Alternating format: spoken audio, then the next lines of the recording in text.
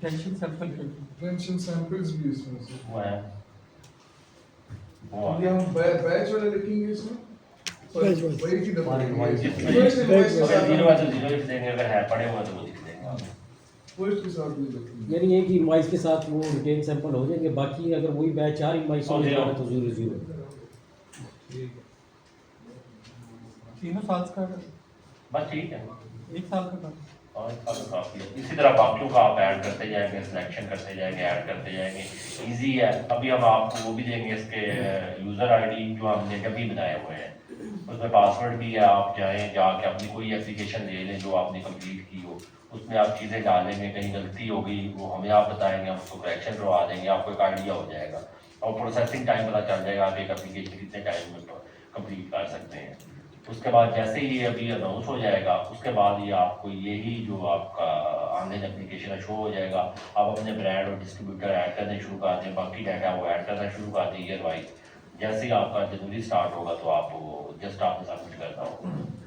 अच्छा सर, ये जो सेशन है इसकी पीडीएफ कोई गाइडलाइंस है, मिनिमम जो गाइडलाइंस एसओपी एसओपी तो है हमारे ऑनलाइन पड़े हुए हैं सारे। जैसे फॉर एग्जांपल ब्रांड नेम आपने कहा कि पहले ब्रांड नेम डालो, फिर नहीं, वो देंगे आपको। ब्रैकेट में वो देंगे आपको। साइज डालो, उसका वो ट्यूटोरियल्स देंगे आपको ना, Procedure। टैब की साइट पे और यूट्यूब पे हम लगा देंगे, वो बने हुए हैं। बस ये ट्रेनिंग खत्म हो जाए ना, उसके बाद फिर हर फंक्शन की अलग-अलग हम बना के आपको उधर अवेलेबल होगा। जो किसी को होगा वो रेफरेंस मटेरियल्स आपके पास अवेलेबल होगा, क्लिक करेंगे उधर देख लेंगे कि डाटा कैसे ऐड है। सर इट इज एक मीटिंग में क्लियर कवर तो नहीं हो सके ना वो हम नहीं, वो आपको इसलिए हम आपको कह रहे हैं जो आपको कम्युनिकेशन को इशू आएंगे, ये अभी डमी जो आपको ईमेल और डमी पासवर्ड दे रहे हैं, उसका पर्पस ये है आप उसमें जाके देखें, चीज़ें ऐड करें, आपको आइडिया हो।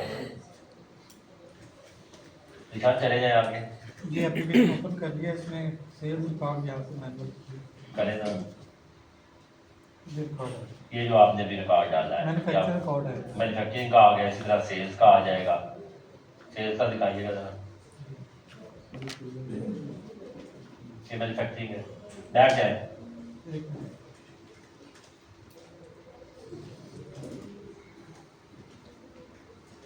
इसमें एक्चुअली ये जैसे ही कोई आप रिकॉर्ड ऐड करें ना पूरा हो जाए, तो सेव एज ग्राफ तो जरूर कर लें। अगर आप सेव एज ग्राफ नहीं करेंगे, आपको बिजली जाती है या सॉफ्टवेयर इंटरनेट का कोई इशू आता है, वो सारा डाटा उठ जाएगा।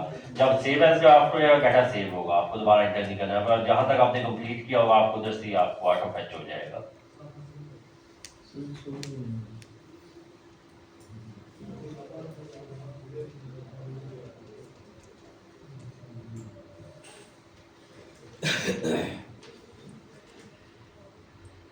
डॉक्यूमेंट्स डॉक्यूमेंट पहले वाला है, एडिशनल डॉक्यूमेंट्स में जैसे मैंने कहा, अगर आपने किसी ईयर का कोटा आपने एलोकेट हुआ लेकिन इम्पोर्ट नहीं किया, तो उसमें नो इम्पोर्ट सर्टिफिकेट व्हाट्सोएवर है, आप लगा दें कि मुझे एलोकेट हुआ था, मैंने इम्पोर्ट नहीं किया, ये मेरे डॉक्यूमेंट अटैच है। सेकंड एवरेज कंजम्पशन है, वो आपने बतानी है क्योंकि हमारे लिए रिक्वायर्ड होती है, बताना होता है कि इस कंपनी की क्या है। कंजप्शन सर्टिफिकेट का ये कंजप्शन सर्टिफिकेट है, इसमें अगर सर्टिफिकेट इशू हुआ हुआ तो आपने सर्टिफिकेट लगा देना, अगर नहीं इशू हुआ हुआ तो उसकी R&I जो आपने कंजप्शन के लिए सबमिट कराई हुई है वो आप अटैच कर देंगे। नेक्स्ट चले sir. Consumption for the each year supported by document और सेल्स। ये लेक्चर भी आ जाएगा। इसमें जेपीजी और दोनों फाइलें अटैच हो सकती हैं। नहीं, आप वो करेगा साइन करके करेंगे ना, पीडीएफ में PDF में करें। Copy of valid registration, registration का वो जो मैंने जैसे पहले आपको बताया, ऊपर इनिशियल रजिस्ट्रेशन से लेकर टी डेट तक जो भी करस्पॉन्डेंस है आपके साथ आपकी अटैच कर देनी है। DML हो जाएगा। Letter of last quota allocation letter, ये अगर एक है तो एक हो जाएगा, 3 है तो 3 हो जाएगा। List of authorised authorised distributor to previously आपने किया, ये जो जितनी अटैचमेंट्स है ना विद पैसेज ऑफ टाइम कम होती चली जाएगी, क्योंकि कुछ जो प्रीवियस 2 इयर्स का वो तो आपका हार्ड में होगा ना, अभी आप साफ में इंटर कर रहे होंगे, उसको वैलिडेट करने के लिए हमने ये मांगी हुई है। मैन्युफैक्चर कार्ड फॉर लास्ट 3 ये भी फर्स्ट टाइम होगा, नेक्स्ट आपका ऑनलाइन आ जाएगा। NOC combined growth check NOC है। अच्छा, कंबाइंड ग्रोथ चेक एनओसी में मैं थोड़ा सा एडिशन ये करूंगा, जितने भी ये है ना आपकी जैसे ही मैनेजमेंट चेंज होती है, नाम चेंज होता है, व्हाट्सएवर कोई भी चेंजेस होती है उसको फौरन आपने जगह पे अप्लाई जरूर करना है। अगर आपको प्रीवियसली एनओसी इशू हुआ है और नेक्स्ट आप चेंज ऑफ मैनेजमेंट पे जाते हैं तो पिछले वाला वैलिड होता है, लेकिन आप पे ये लीगल एप्लीकेशन है, आप जैसे ही आपकी मैनेजमेंट चेंज होगी विद इन 15 डेज आपने डैप में भी एप्लीकेशन सबमिट करा दी है कंट्रोल डॉग डिवीजन को। सर इसमें मेरा एक क्वेश्चन है, अगर ये लाइसेंस रिन्यूअल होगी उसके बाद भी ये करना पड़ेगा? नहीं, अगर आपकी मैनेजमेंट चेंज नहीं हुई फिर नहीं रिक्वायर्ड। अच्छा सही। अगर फिर भी कोई मांगता है तो आप हमसे क्लैरिफिकेशन ले लें, हम अपनी फाइल से चेक करेंगे कि इस हम उसको लिख के दे देंगे इस मैनेजमेंट के लिए ये एनओसी वैलिड है। अगर मैनेजमेंट चेंज हुई है उसके लिए और ये तो हर 5 ईयर्स बाद होता है ना? नहीं, वो आप मैनेजमेंट 10 साल चेंज ना करें तो 10 ईयर्स के लिए वैलिड होगा। ठीक है। जस्ट ये एक मैनेजमेंट चेंज कर कंफिगर है। जब मैनेजमेंट चेंज होगी या नाम चेंज होगा फर्म का, ठीक। एडमिनिस्ट्रेटिव कोई भी चेंज है। ये जो चीजें ये तो ऑलरेडी ड्राफ्ट के साथ मौजूद है ना, ये सारी चीजें एनओसी चेक बहुत जगह मौजूद, तो उनसे अगर वेरीफाइड हम बार-बार भेजते हैं वो सर ये इसलिए कर रहा हूँ प्रिंट निकालने से खत्म हो जाएगा, आपने सब तस्वीर अटैच कर दी है जनरली इजी आगे इजी हो जाएगा। एक्चुअली सर ये जो ये इस टाइम एंट्री नहीं हो रहा है। डिजिटलाइज करने का ये पर्पज है, जब आपकी एप्लीकेशन ग्राउंड चेक की इधर से आप अप्लाई कर देंगे वो हमारे बैकएंड पे आ जाएगी, हमें बार बार मांगने की जरूरत ही नहीं है। हम उधर जाएंगे ग्राउंड चेक की एप्लीकेशन खोलेंगे ऑनलाइन चेक कर लेंगे इसका वैलिड है। अभी इसलिए मजबूरी है, अभी है नहीं है ना, डेटाबेस नहीं है, हार्ड कॉपीज है फाइल कभी कहीं होगा होती तो है। फिर नेक्स्ट टाइम हम नेक्स्ट टाइम इसलिए मैं कह रहा हूँ सर ये अटैचमेंट्स कम होती चली जाएंगी with the passage of time. Next कौन सी है? Notarize copy of purchase invoice. ये अगर आपने लोकल परचेज किया एफिडेविट या सुडो एफिडेविट व्हाटसोएवर है प्लाजो लाउंड डायरी फार्म ड्यूटी का जो भी आपने लोकल अगर local Notarize copy of purchase invoice cleared system. और असिस्टेंट कंट्रोल है ये हमें रिक्वायर्ड होती है बेसिकली जब हम एजेंडा बना रहे होते हैं डेट क्या है रिपोर्ट की, नेक्स्ट टाइम ये सिस्टम में ऐड हो जाएगा। अभी फर्स्ट ईयर चाहिए होगा तो नेक्स्ट ईयर से ये खत्म हो जाएगा, तभी चाहिए होगा। Notarize undertaking on stamp paper for fulfillment or coordination. ये F1 और F2 वाली अंडरटेकिंग है ना, लिसिट मैन्युफैक्चरिंग की और fulfilment of previous condition. Percentage of consumption of last allocation. ये परसेंटेज कंजप्शन इनहाउसमेंट का जब केस आता है आपको पता है 65% आपने मैन्युफैक्चरिंग की हो और 55% सेल की हो, ये आप परसेंटेज देंगे उसके बाद एलिजिबल हो जाते हैं आप नेक्स्ट इनहाउसमेंट या नेक्स्ट एप्लीकेशन के लिए। इससे कम हो तो आप अप्लाई नहीं कर सकते। इस टर्म में क्या देना है? उसको आप बताएंगे कि इतने परसेंट हमने बना लिया और इतना हमारे पास में पड़ा हुआ है। Quota allocation letter and a course authorization for last year. तो और सर वो अभी रिक्वेस्ट क्योंकि हमने मैनुअल एंट्री भी कर रहे हैं ना, एसएनपी भी कर रहे हैं, मैन्युफैक्चरिंग की भी कर रहे हैं, तो उसमें ऑलरेडी पता चल जाएगा कि हमने कितनी परसेंटेज हमें देनी है। सर ये नेक्स्ट से आ जाएगा, अभी क्योंकि इसमें दी हुई है। अभी हमने ना ये जो आपको ये दे रहे हैं ना ऑनलाइन ये डाटा है ये हार्ड इसलिए ले रहे हैं, ये हम जो हमारी कमेटी है उससे अप्रूवल लेंगे कि चूंकि हम सॉफ्ट में ले रहे हैं इन चीज़ों को अब हम हार्ड में नहीं लेंगे, क्योंकि अभी आज की डेट तक अप्रूवल नहीं है, इसलिए आपसे हार्ड में अभी फर्स्ट टाइम लेंगे। नेक्स्ट टाइम ये हम उम्मीद करा देंगे बहुत सारी चीज़ें। सर ये सजेशन आप लिख सकते हैं कि कंप्यूटर वाले के लिए 2 मिनट्स का काम है, तो आपको ऑटो आपको दे दे कि यार ये 65 या 75। सर ये एडिट है, हाँ एडिट है, आपकी एप्लीकेशन प्रोसेस ही नहीं होगी 65 से नीचे हो, हाँ तो वो एडिट है। अभी ये इसलिए हार्ड में ले रहे हैं क्योंकि पहले कमेटी का डिसीजन था ये documents application in hard file देगा और इसको हम उधर से अब कराएंगे। ये चीज़ें अब सॉफ्ट में आ गई हैं, इनको अब हार्ड में ज़रूरत नहीं है, तो वो हम उधर से ओमिट कराएंगे। ठीक है। उस वजह से ये अटैचमेंट इसलिए सारा नेक्स्ट ईयर जब आएंगे ना तो आपकी एप्लीकेशन बहुत कम हुई होगी, ये जो अटैचमेंट्स है। अटैचमेंट से इसका हम नेक्स्ट भी लगा रहे हैं, जी जी तो फिर हम प्रीवियस ईयर का तो 2 डालेंगे ना सर, वो तो अभी जो है ना वेरिफिकेशन के लिए वो डालेंगे अच्छा क्योंकि आपका डाटा फर्स्ट टाइम उस पर आ रहे हैं ना, ठीक है जो प्रीवियस बना हुआ वो सिर्फ आपने अटैच करना है और कुछ नहीं करना। प्रीवियस ईयर का अटैच करना अगर 3 साल आप ले रहे हैं ना प्रीवियस 2 इयर्स का तो करेंगे ना सर, तो उसका अटैच करना वो थोड़ा अटैच और करेंगे। इस साल के सिलेबस इस साल का उधर से निकाल के प्रिंट निकाल के अटैच कर दें। वो जो क्वेश्चन था आपका ना कि हमने इस साल पे करना है, तो इसी नहीं साल नहीं टाइम तीनों को करना है, अटैच नहीं करना है, दोनों करते हैं सर।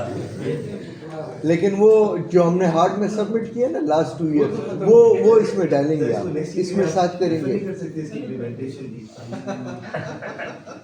सर ये आपको जब पहला परमिट आपको एलोकेशन ऑनलाइन मिलेगा ना आपको जो ईज फील होगी, आप खुद कहेंगे कि आपका कोई बंदा नहीं भाग रहा, आपको फौरन मिल गया, आप बाहर भेजेंगे वो आपसे क्लैरिफिकेशन मांगेंगे, जस्ट स्कैन करेंगे और आपको ओके कर देंगे।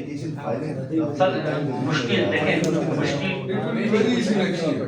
नेक्स्ट ईयर बहुत इजी हो जाएगा सर 26 की जो एप्लीकेशन आगे की आप अप्लाई करेंगे ना नेक्स्ट ईयर के लिए वो आपकी जनवरी में बनी पड़ी होगी आप किसी साल में शुरू करेंगे, हम एक साल पेंडिंग कर देते हैं 26 में आप 27 में करेंगे, तब भी आपको पहली दफा 3 साल का डालना ही पड़ेगा, तो फर्स्ट टाइम भी आपको करना ही पड़ेगा। आप लोगों की जो एक्सेल की रिपोर्ट फाइल फिर भी आपको देखें नहीं, फिर भी आपको उसमें शायद मेहनत, मैं उसकी गारंटी नहीं दे रहा क्योंकि हमें सॉफ्टवेयर वाले ने अभी तक उसमें, अगर वो इतनी ईजी होती तो कर चुके होते, तो वो अभी उसने कहा कि मैं कोशिश कर रहा हूँ उसको कि वो डेवलप हो जाए, अगर वो साल में भी नहीं होती या वो नहीं मुमकिन ही नहीं है, वो मैं नहीं कह सकता, हर एक का डाटा फॉर्मेट बिल्कुल मुख्तलिफ है। मैंने कहा ना, कोई एक्सेल पे कर रहा है, कोई जनाब सैप पे कर रहा है, कोई शायद अभी तक रजिस्टरों में मैनुअली लिख रहा है, इस तरह भी है, तो वो इतना ईजी नहीं है हमारे लिए। लेकिन ये एक दफा की एक्सरसाइज के बाद शायद आपके लिए, जब आप 2 साल बाद यहाँ बैठे होंगे तो आप सिर्फ 1 साल का डाटा कर रहे होंगे, आप अटैचमेंट भी ये नहीं कर रहे होंगे सारी, वो हमारा सिस्टम ऑटोमेटिकली फेच कर रहा होगा सब कुछ। सर वो सही कह रहे हैं। वो इस दफा मैंने कहा ना, आपको थोड़ा सा हमारे साथ उसको बियर करना पड़ेगा इन सारी चीजों को, उसके बाद रिलीज होगा। जिस तरह अभी अक्सर ने कहा ना कि जब आप जनवरी में अप्लाई करेंगे और फरवरी में आप अपना डेस्कटॉप खोलते हैं, उस पर आपका एलोकेशन का लेटर पड़ा हुआ है और परमिट पड़ा हुआ है, आप सिर्फ उसमें एक क्लिक करते हैं प्रिंट का और आपके पास वो दोनों चीजें आ जाती हैं। आपको नहीं जरूरत यहाँ से 2 घंटे का सफर करके ड्राइव जाने की, उसको पिक करने के लिए, वहाँ जाके इंतजार करने की, वहाँ जाके असिस्टेंट्स को देखने की यार भाई। और सर ये बाज़ मालिक्यूल में सर हमें कंजम्पशन सर्टिफिकेट की सर ज़रूरत नहीं होती, तो उधर नॉट एप्लीकेबल, आप सिंपल लगा के वो अटैच कर देंगे। अंडरटेकिंग कंपनी की नहीं लगाएंगे या ना सर टाइप जरूरत नहीं है उसमें, सिंपली नॉट एप्लीकेबल अंदर लिख के आपको एक अटैच पेज कर पे देंगे। लिख के अटैच कर सर, हमें जो अथोराइज डिस्ट्रीब्यूटर होते हैं, तो जैसा प्रोग्राम है तो उसके लिए अलग होंगे। सबमिट करवा एप्लीकेशन कंप्लीट होगी हाँ जी तो सेव एज ड्राफ्ट करें। ये सर आप सेव एज ड्राफ्ट करेंगे, ये एप्लीकेशन होगी, इसमें कोई भी चेंज करना चाहते हैं आप जाएंगे उसमें कर सकते हैं। ये जैसे एप्लीकेशन की इसको अभी तक एप्लीकेशन आईडी भी नहीं लगा, ना इसकी स्टेटस सबमिटेड आया, ये कंप्लीट हो गई है, इसको आप सबमिट करें सर। ये डिस्क्लेमर आता है, इसको पढ़ के इसको आप सबमिट कर देंगे, ये आपकी एप्लीकेशन इधर से सबमिट हो गई है। ठीक हो गया सर, इधर तक तो हमने इतना आसान कर दिया। वैसे अगर मैं ऐड करूं तो हमने 1 साल क्वारी की, नेक्स्ट ईयर हमें एंड में कंपाइलेशन की जरूरत नहीं है, जिस टाइम इनवॉइस बना उसी टाइम हमने इसमें ऐड कर इंटर करेंगे उसमें save as end of the year आपने कुछ सबमिट ही नहीं, आपने बस फीस जमा करा के बस सबमिटेड। वो सर ने पहले दो चीजें देखनी है, फीस जमा करा दी है और दूसरा व्यू में जाके देख लेना जो डाटा किया हुआ है किसी एक वो सही है, गलत जो सही है या गलत है, अगर देखेगा उसके बाद नहीं, बिल्कुल। और मतलब इसमें आपने एक बड़ी अच्छी बात कर दी कि एंड के ऊपर फीस का ऑप्शन रख दिया, मतलब वो स्टार्ट में एप्लीकेशन को डिस्टर्ब करेगा ही नहीं। आप जैसे बैच पढ़ना शुरू करें, साल के शुरू में आप अपनी एप्लीकेशन जनरेट कर लें। जी सर, आपका बैच आज बना है, आपका जो बंदा है जो कंसर्न है उसे कहिए इसका डाटा डाल दो। मैंने कहा टीम की एप्लीकेशन हमने कंप्लीट कर दी और सबमिट करवा दी है। नेक्स्ट इनहांसमेंट की एप्लीकेशन, इनहांसमेंट में जैसा कि आपको पता है जो आपका रूटीन सेम ईयर के लिए इनहांसमेंट होती है, 65% मैन्युफैक्चरिंग होगी, उस मैन्युफैक्चरिंग की 55% सेल होगी। जैसे ही आप ये क्राइटेरिया मीट करेंगे उसके बाद आप इनहांसमेंट की एप्लीकेशन के लिए एलिजिबल हो जाते हैं, और जुलाई से ये स्टार्ट होती है और सितंबर एंड तक ये कंटिन्यू रहती है इनहांसमेंट की एप्लीकेशन।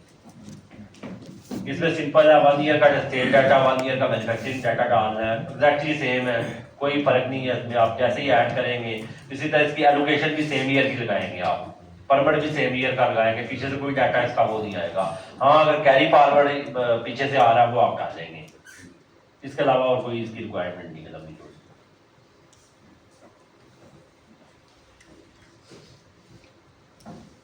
ये जो सेक्शन ए और बी है ये सेम है, ये आगे जितनी एप्लीकेशन आएंगे सब में यही रिपीट होंगे क्योंकि डाटा तो वही सेम है ना हमारा।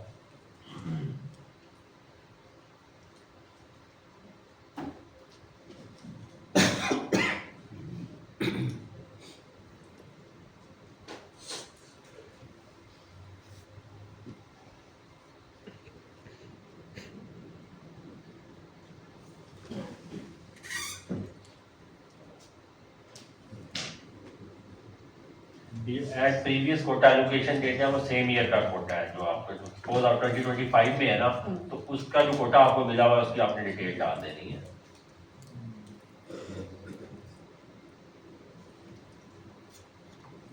उसी का मैन्युफैक्चरिंग रिकॉर्ड चलेगा, उसी का सेल रिकॉर्ड चलेगा और एंड में कैलकुलेट होकर सामने आ जाएगा।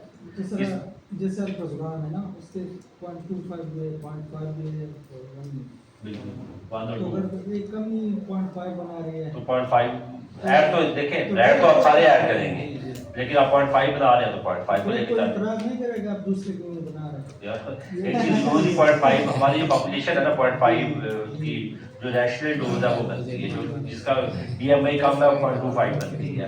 इट्स कंपनी स्ट्रेटजीज ना, आप फॉरेन चले जाए उधर 1 mg और 2 mg ज्यादा यूज होती है, लेवल ऑफ रेजिस्टेंस है ना बेंजोडाइज़ेपिन का तो वो वेरी करता है। और मैं अप्रिशिएट करता हूँ 0.5 का अगर चल रहे हैं उसमें ये है कि ज़रा खासा ओवरडोज होती है तो वो ज़्यादा ओवरडोज नहीं होती, वो मैनेजेबल होती है। अगर 1 या 2 से होगी वो ओवरडोज फिर वो फ्लूबेसिल उससे बात आगे नहीं पिछली दफा हमारे वो शॉर्ट डोमिंग में आया था मैं कि आप दूसरे क्यों नहीं बना रहे, तो लिख देना था कि तो हमने बिकता ही उसमें है, मार्केट डिमांड एक दिया कि हम इसलिए नहीं बना रहे। वो कोई इशू नहीं है, वो आप मोड नहीं करते।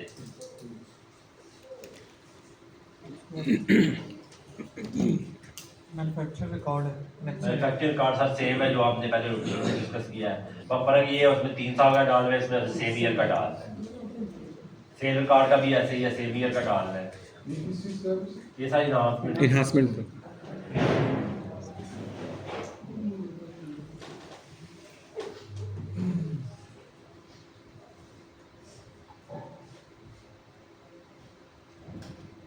एक चीज़ याद रखिए कि यहाँ से फुल लाजमी करना है आपने, जो सेल्स का रिकॉर्ड डाला है ना या मैन्युफैक्चरिंग का रिकॉर्ड डाला है पहले जी, वो यहाँ से आपने फुल लाजमी करना है।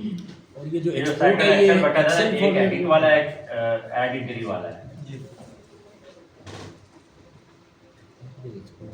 बाकी इसके भी वो अटैचमेंट है, तो सेम ईयर की अटैचमेंट लगेगी।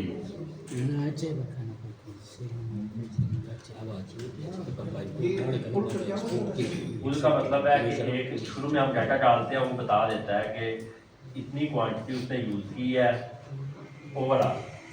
जैसे ही फुल करेंगे वो डिटेल आ जाएगी, इस बैच में इतना, इसमें इतना, इसमें इतना, इसमें इतना, टोटल इतना हो जाएगा। एक्सपेंड करने के एक्सपैंड हो जाता है ना। ऊपर तो सिर्फ आप पूरे ईयर का बता देंगे ना, 25 में मुझे मैंने 5 kg यूज़ किया, आप डाल देंगे। जैसे ही फुल करेंगे वो फिर इंडिविजुअल डिटेल आगे हो जाएगी, सारे बैच की हो जाएगी। वो बैच की तो आप बता चुके हैं वही होगा। वो बैच की तो हमने एसेस ओपन दे दी है ना, आपने पहले से डाला हुआ है। जैसे ही आप खुद करेंगे वो ऑलरेडी आपने डाले वो फैच कर देगा, वो आपके फीस जमा करा दी, तो ये वाला ऑप्शन आएगा फीस जमा कराने के बाद, तो वो साथ ही आपको सबमिट करा देता है। सर ये जो एनहांसमेंट आप लोगों ने बनाई मतलब फ्रेश जो फूड है उनको डिस्करेज करने के लिए किया है कुछ क्या? नहीं सर, इनहांसमेंट है 10% आप देते हैं, आप कोई भी अप्लाई करेगा आप मुझसे ले लेते हैं। सर लेकिन उसमें प्रॉब्लम ये है कि जो फ्रेश है जिनका कोटा कम है उसका 10% जब वो इंपोर्ट करता है तो उसका MRP से ऊपर जाती है चीज़। सर वो पता क्या बताता वो हूँ बेच नहीं सकता। सर, मैं सब बताता हूँ, जो 10% से ऐड हो जाएगा ना, वो कोटा तो इसी तरीके से बढ़ेगा ना। वो 10% आप जब अगले ईयर का कोटा अप्लाई करेंगे उसमें 10% वो ऐड होगा, 5% इनहांसमेंट ऐड होगा, ओवरऑल 15% का। अगर नहीं अफोर्ड कर सकता ना करें, ले ले, फार्मूले के मुताबिक है ना। ये जो फार्मूला इंटरनेशनल है, हम अपनी तरफ से कोई नहीं हो सकता। मतलब जो दुनिया में ये राइजल वक्त है स्टैंड वो इन प्रैक्टिस है, वही हमने आपकी की हुई है, सर ये जो गवर्नमेंट इंस्टीट्यूट वो आगे आएगा सर। बाकी सर इसकी कैशमेंट सिमिलर है जैसे पहले आपको बताई है, सिर्फ फर्क इतना है इसमें 1 ईयर का लेना है और कंप्लीट 3 ईयर का नहीं है, मेरे को ऐड ही नहीं है, बस 1 ईयर 1 ईयर का है सिर्फ।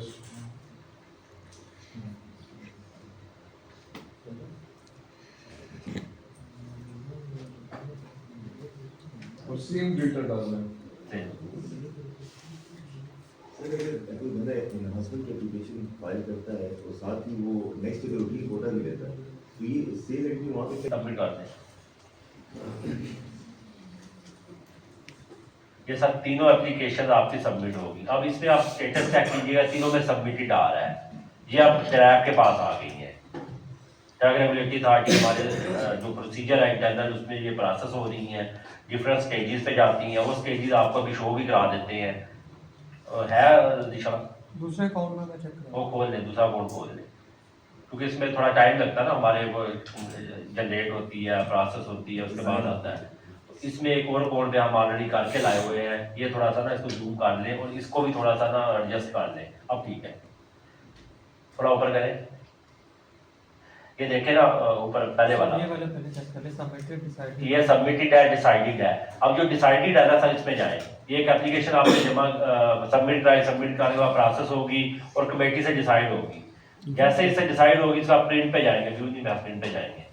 प्रिंट पे जाएंगे तो आपको ये आ गया डाउनलोड होके उसका एलोकेशन लेटर, इसका आप प्रिंट करेंगे। प्रिंट करने के बाद आप उसको जहां भी आपने प्रोसेस करना है उसको प्रोसेस कर लेंगे। जो QR कोड लगा हुआ है उसको अभी भी स्कैन करेंगे, ये आपको डैप की साइट पे ले जाएगा, उसको वेरीफाई कर देगा। ये जैसे ही आप प्रिंट का ऑप्शन लगाएंगे डाउनलोड होकर आपके डाउनलोड्स में चला जाएगा। नेक्स्ट करें, फिर इसके उसी एप्लीकेशन में आप ऐड करेंगे कि रिक्वेस्ट फॉर परमिट हमने दिया हुआ है। जो मेन एप्लीकेशन के साथ एक छोटी एप्लीकेशन खुल जाएगी जिसमें आएगा परमिट रिक्वेस्टिंग। ये जैसे आप ये ऑलरेडी हमने इसमें किया हुआ है, इसमें 5 kg उसने ले लिया एक सोर्स से, 5 उसका पेंडिंग है।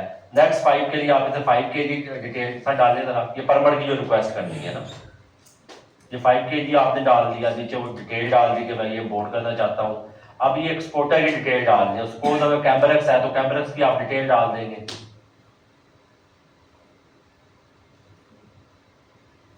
इसमें आप GMP और बाकी डॉक्यूमेंट्स जो होते हैं अंडरटेकिंग है वो उसमें अटैच करेंगे, उसे सबमिट करा देंगे, तो ये आपका सबमिट हो जाएगा। जैसे उधर जाएगा वो वेरीफाई करेगा वैल्यूएटर, ये इसका GMP वैलिड है, ठीक है, डॉक्यूमेंट्स तो पूरे दे दिए, क्वांटिटी ठीक है, तो इसमें निकालिएगा परमिट। इस तरह आपको ये टेस्ट कंपनी है, ये परमिट आपके पास आ जाएगा। ये भी QR स्कैन कोड बार बेस्ड है, आप इस पर स्कैन करेंगे, इसको भी स्कैन करेंगे, आपको ये डैप की साइट पे ले जाएगा। ऑल्दो टेस्ट है लेकिन ये आपका वेरीफाइएबल होगा। ये आप इधर से प्रिंट निकालेंगे। अगर फिर भी कोई कंट्री कहती है कि नहीं हमें फिजिकल साइट वाला चाहिए, फिर आप अपने पास से उधर से प्रिंट निकालेंगे, डायरेक्टर कंट्रोल जाके नाम एप्लीकेशन लिखेंगे, कंसर्न ऑफिसर आपको साइन करके और इसका टेस्ट करके दे देगा। वो बहुत रेयर होती है, डिजिटलाइजेशन का वर्ड दुनिया है, आप भी उधर से वेरीफाई करेंगे। वेरीफाई होने के बाद यूजली होता है जो एक्सपोर्टर्स होते हैं वो वेरीफाई करते हैं डैप को मेल करके, वो हमें मेल करेंगे, हम उधर से वेरीफाई कर देंगे। बहुत सारे परमिट होते हैं जो हमें मोस्टली जो परमिट आपके जाते हैं वो हमें मोस्टली वेरिफिकेशन के लिए आए होते हैं, तो वो हम इधर से वेरीफाई कर देते हैं कि हमने इशू किया, आप इसको करते हैं। हार्ड में तो हमें सर दो कर देंगे, एक एक्सपोर्टर इसमें सर जितनी मर्जी निकाल दें आप, वो उस पे लिखा होता है स्टैम्प लिखा होता है, ये स्टेप खत्म हो जाएगी, खत्म हो जाएगी, एक ओरिजिनल होता है, एक एक्सपोर्ट हो जाता है, वो खत्म हो जाएगा। हाँ वो खत्म हो जाएगी, आप इधर से निकालेंगे, आपको दो चाहिए निकाल लें।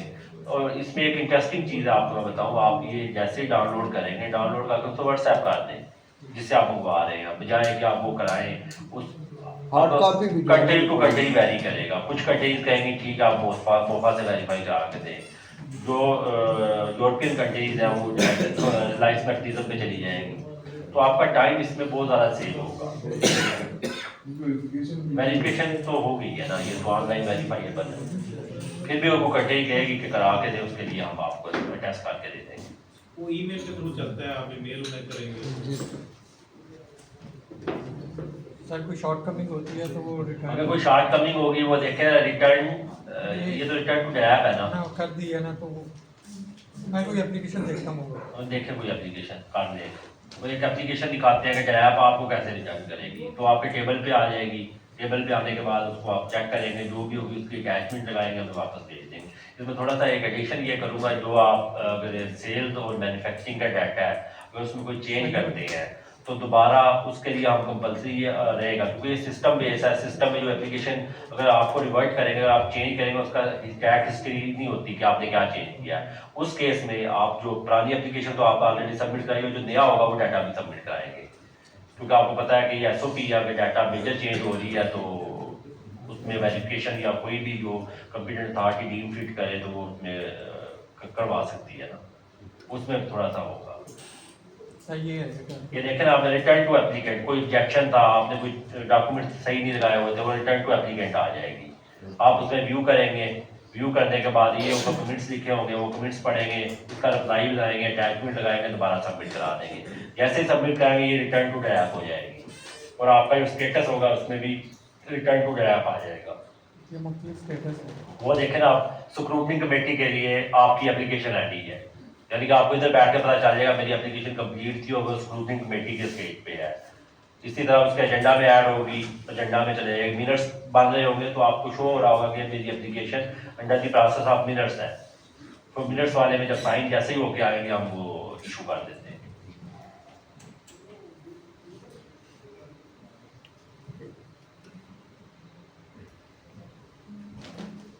लेकिन उसमें भी हम एंट्री करेंगे साथ प्रिंट का ऑप्शन हो सकता है हाँ। हमें रिकंसाइलिंग है ऑप्शन। व्यू करके आप प्रिंट पे जाएंगे तो आप प्रिंट दे दें, मतलब साइज बड़ा छोटा करके जितना भी आपने करना है वो ऑप्शन दिए हुए हैं। निशान दिखा देना किसी एक की, प्रिंट वाला ऑप्शन किसी एक का दिखा देना।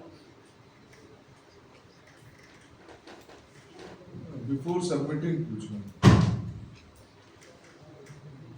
तब सबमिट करने के बाद भी एप्लीकेशन तो आप व्यू कर सकते हैं। आपको पता चला आपने कोई डाटा गलत करा दिया, बाद में आपने व्यू किया है तो आप एक मिसलिनियस एप्लीकेशन में एक रिक्वेस्ट डालेंगे डाटा कंट्रोल अगर हमने ये एप्लीकेशन सबमिट कराई थी इसमें हम अभी हमारी तरफ वैल्यूएट भी नहीं हुई, आपको पता पहले चल गया तो आप रिक्वेस्ट डालेंगे, वो फिर जैसी रिक्वेस्ट आएगी वो हमें मार्क होगी, हम उसको एप्लीकेशन को दोबारा आपको रिवर्ट कर देंगे ताकि आप उसकी करेक्शन करें, करेक्शन करने के बाद हो जाएंगे। इसमें थोड़ा सा ये याद रखिए ये डाटा जितना भी होगा ये इंटीग्रेट हो जाएगा, जो डिस्ट्रीब्यूटर है वो हमारे सिंगल फूड क्लिक पे होंगे, जो आपके चैनल्स हैं वो भी होंगे, क्योंकि यही जो इंटरनेशनल नारकोटिक कंट्रोल बोर्ड है उसकी भी रिक्वायरमेंट है ना। तो इसमें जो है सवाए एफिडेविट केस के पाकिस्तान का आज तक कोई भी केस वो नहीं हुआ, वो हो गया था, अभी सैप था एक हो गया, लेकिन उसके बाद फिनिश प्रोडक्ट में पाकिस्तान का इंटरनेशनल बोर्ड में भी जाए वो भी इस चीज़ को अप्रिशिएट करते हैं। एक सेमी डेवलप्ड कंट्री है, प्रेटेंडेड डेवलप्ड कंट्रीज में से है, उसका कंट्रोल बहुत अच्छे हैं। तो हमारे नेबरिंग कंट्रीज हम के होते रहते हैं, कभी कहीं फिनिश पकड़ा गया, कभी कहीं पकड़ा गया, तो उस चीज़ में हम बड़े कॉन्फिडेंट हैं, हमें ट्रस्ट भी अपने मैन्युफैक्चरर्स पे के एथिकली हम उसको लेके चल रहे हैं।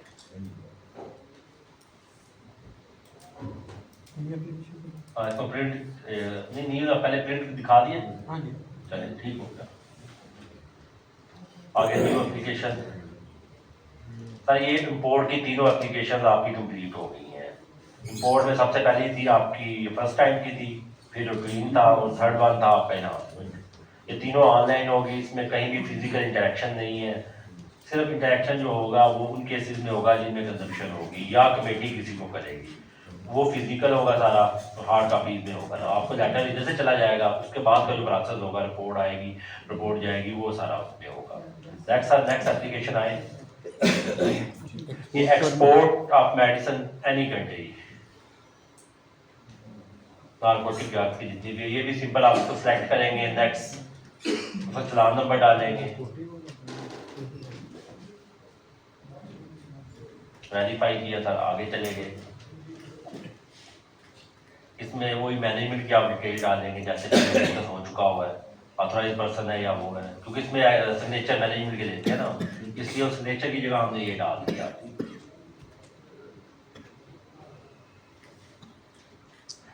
नेक्स्ट आ गया सर एक्सपोर्ट कोटा एलोकेशन। आप मॉलिक्यूल कौन सा है, किसने किसी कंट्री ने अल्प्राजोल नाम किया है, कोटा ईयर कौन सा है। जिस तरह पाकिस्तान में कोटा का ईयर होता है, बाहर भी ये जनवरी से दिसंबर चलता है, 1 जनवरी से ईयर स्टार्ट हो जाता है, 31 दिसंबर इसका क्लोज होता है।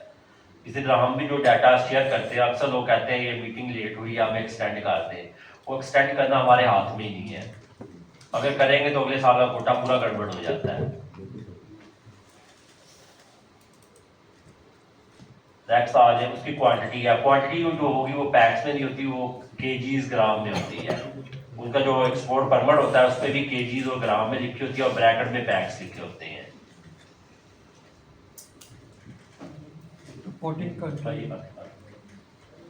नेक्स्ट है यूएसए ना लिखे या कोई और लिख दे, यूएसए का कितनी लिख दे।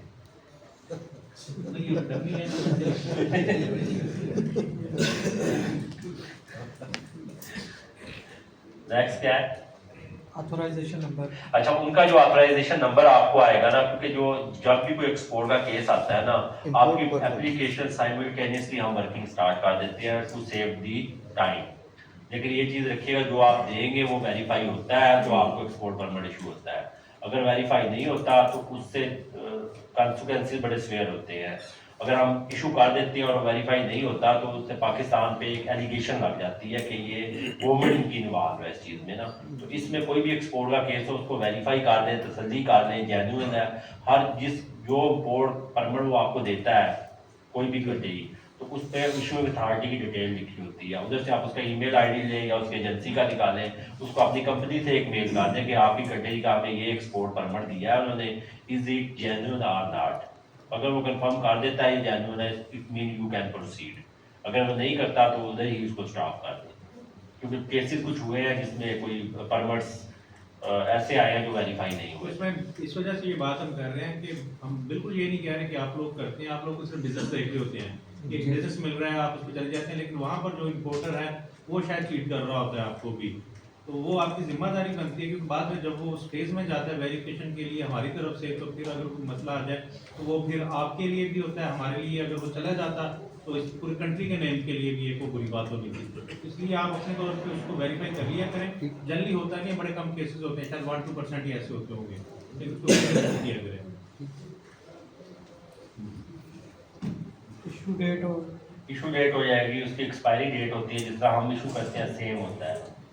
अच्छा इधर ज़रा रुकिएगा, अगर ये फर्स्ट टाइम आपको कोई एक्सपोर्ट का ऑर्डर मिल रहा है तो ये जो लेक्चर ए है ये नॉट एप्लीकेबल होगा, क्योंकि आपने पहले तो बताया ही ना इसके लिए। अगर सब्सिक्वेंट ऑर्डर है उसके लिए ये होगा। बाकी लेक्चर ये एग्जैक्टली सेम है जो हम पीछे फिल कर चुके हुए हैं। इसमें थोड़ा सा कर दें,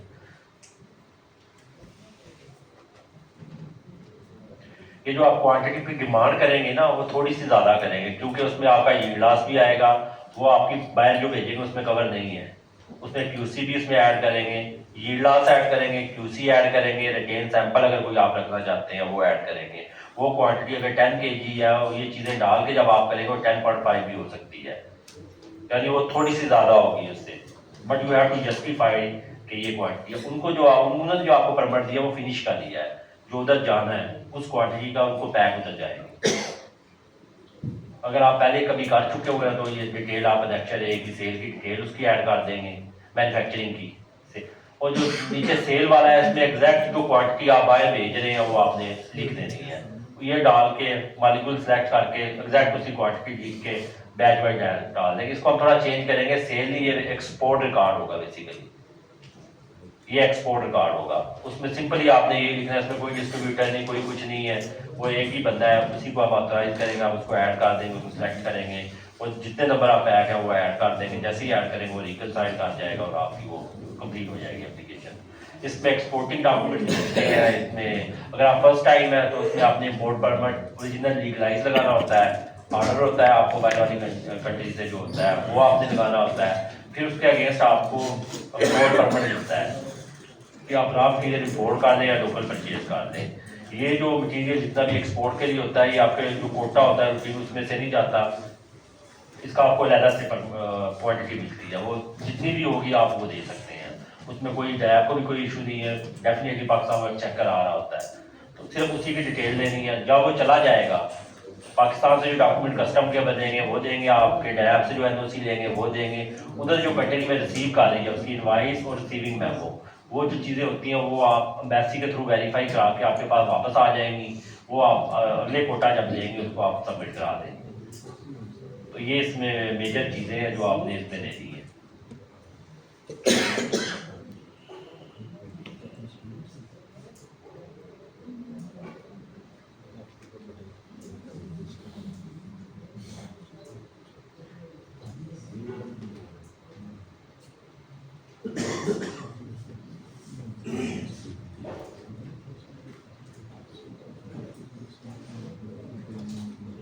ये सिंपल वही अंडरटेकिंग्स है जो एक्सपोर्ट के ऑलरेडी हमारा जो फॉर्मेट है उसमें लगी होती है, वही आपने अटैच करनी है, वही लगानी है, तो इसको हम बराबर कर देंगे।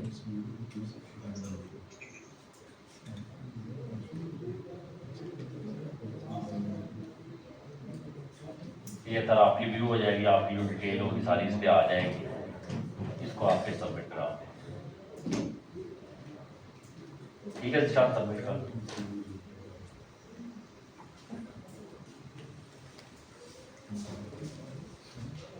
ये सारा आपकी सबमिट होगी।